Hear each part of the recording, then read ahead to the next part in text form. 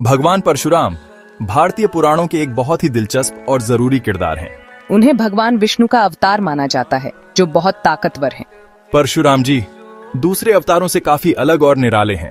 उन्हें अपनी लड़ाई की कला के साथ साथ अपनी अनोखी अक्लमंदी के लिए भी जाना जाता है। वो इंसान और भगवान के बीच एक जरूरी पुल है। परशुराम की कहानियाँ बार बार सुनाई और दोहराई जाती हैं हर पीढ़ी में। वो हमें धर्म यानी सही और सच्चा जीने का रास्ता याद दिलाते हैं। उनके काम, हालांकि गुस्से वाले, हमेशा इंसाफ रखते हैं। वो हमें याद दिलाते हैं कि देवताओं को भी अच्छाई के लिए लड़ना पड़ता है हमेशा। परशुराम जी का जन्म एक अच्छे ब्राह्मण परिवार में हुआ था। ब्राह्मण गुरु और पंडित होते हैं जो समाज में ऊंचा दर्जा रखते हैं, जो अपने ज्ञान और पढ़ाई लिखाई के लिए जाने जाते हैं। उनके पिता एक महान ऋषि थे जिनका नाम जमदग्नि था। उनकी माँ रेणुका बहुत ही पूजा पाठ करने वाली और नेक औरत थी। अपने खानदान के बावजूद परशुराम जी का मन योद्धा बनने में लगता था। वो भगवान शिव जो विनाश के देवता हैं के चेले बने। शिव जी ने परशुराम जी की काबिलियत और हुनर को पहचाना। उन्होंने उन्हें दिव्य फरसा परशु दिया। यह फरसा उनका मुख्य हथियार और उनकी पहचान बन गया। परशुराम जी क्षत्रिय राजाओं के खिलाफ अपने युद्धों के लिए सबसे ज्यादा जाने जाते हैं। क्षत्रिय योद्धा जाति थे जो अपनी बहादुरी और लड़ाई के हुनर के लिए मशहूर थे। परशुराम जी ने अपनी जिंदगी का एक बड़ा हिस्सा इन योद्धाओं से लड़ते हुए बिताया। परशुराम जी का मानना था कि वो बेईमान और लालची हो गए हैं। इन राजाओं के लालच और जुल्म ने समाज में गड़बड़ पैदा कर दी थी जिसे परशुराम जी बर्दाश्त नहीं कर सकते थे। उन्होंने दुनिया में संतुलन और धर्म को वापस लाने के लिए लड़ाई लड़ी। उनका मकसद समाज में न्याय और शांति लाना था ताकि हर कोई सुरक्षित और इज्जतदार महसूस कर सके। कहते हैं कि उन्होंने 21 बार धरती को नालायक राजाओं से आजाद कराया। ये उनकी दृढ़ता और हिम्मत दिखाता है जो उन्हें एक महान योद्धा बनाता है। उनका गुस्सा बहुत मशहूर था। परशुराम जी का गुस्सा हमेशा धर्म और न्याय के लिए होता था और उन्होंने कभी भी अपने फायदे के लिए इसका इस्तेमाल नहीं किया।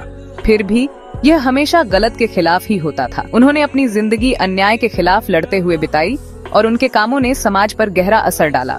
महाभारत में उन्होंने नौजवान योद्धा भीष्म को ट्रेनिंग दी थी। भीष्म को युद्ध और धर्म के नियम सिखाने में परशुराम जी का बड़ा हाथ था। कर्ण को आशीर्वाद देकर उन्होंने भी महाभारत में अपनी भूमिका निभाई। कर्ण को दिए गए उनके आशीर्वाद ने महाभारत की कहानी में एक नया मोड़ ला दिया। परशुराम की ताकत और इंसाफ के बारे में कई कहानियाँ मशहूर हैं। उनकी कहानियाँ हमें हिम्मत, वफादारी और धर्म के रास्ते पर चलने के लिए प्रेरित करती हैं। एक कहानी में बताया गया है कि कैसे राजा कर्तवीर्य अर्जुन और उनकी सेना जमदग्नि के आश्रम में गए। राजा का आना बहुत धूमधाम से हुआ और उन्होंने ऋषि का मेहमान नवाजी कबूल की। राजा ऋषि की दिव्य गाय कामधेनु को चाहता था। कामधेनु एक ऐसी गाय थी जो हर मनोकामना पूरी कर सकती थी और राजा उसे अपने राज्य के लिए चाहता था। जब जमदग्नि ने मना कर दिया तो राजा ने उन्हें मार डाला। ये घटना बहुत ही दुखद और क्रूर थी जिसने परशुराम के दिल को बहुत दुखाया। परशुराम इस काम से गुस्सा होकर अपने पिता का बदला लेने की कसम खाई। उन्होंने अपने पिता की हत्या का बदला लेने का फैसला किया और अपने हाथ में फरसा उठा लिया। उन्होंने राजा और उसकी पूरी सेना को खत्म कर दिया। परशुराम का यह काम उनके अद्भुत योद्धा कौशल और मजबूत इरादे को दिखाता है। यह कहानी उनके परिवार के प्रति उनकी श्रद्धा और धर्म के प्रति उनकी पक्की निष्ठा को दिखाती है। परशुराम ने अपने पिता की इज्जत और धर्म की रक्षा के लिए जो किया वह आज भी एक मिसाल है। परशुराम जी को चिरंजीवी माना जाता है, यानी कि वो अमर हैं और आज भी हमारे बीच रहते हैं। एक अमर जो धरती पर रहते हैं और लोगों की मदद करते हैं। वो ताकत, न्याय और धर्म की तलाश की निशानी है। परशुराम जी का जीवन हमें सिखाता है कि असली ताकत का इस्तेमाल हमेशा इंसाफ और धर्म की रक्षा के लिए होना चाहिए। उनके मंदिर पूरे भारत में हैं, जो उनकी महानता और लोगों की श्रद्धा दिखाते हैं। उन्हें महाराष्ट्र और केरल में खास तौर पर पूजा जाता है, जहां उनके नाम पर कई त्योहार और उत्सव मनाए जाते हैं। उन्हें कोंकण तट का बनाने वाला माना जाता है, जो उनकी महानता और योगदान दिखाता है। आज भी परशुराम लोगों को सही के लिए लड़ने के लिए प्रेरित करते हैं। उनकी कहानियां और सीख हमें अन्याय के खिलाफ खड़े होने की प्रेरणा देती हैं। वो हमें याद दिलाते हैं कि असली ताकत इंसाफ और अच्छाई को बनाए रखने में है। उनकी शिक्षाएं आज भी हमारे जीवन में काम आती हैं। तो दोस्तों, ये थी भगवान परशुराम की कहानी।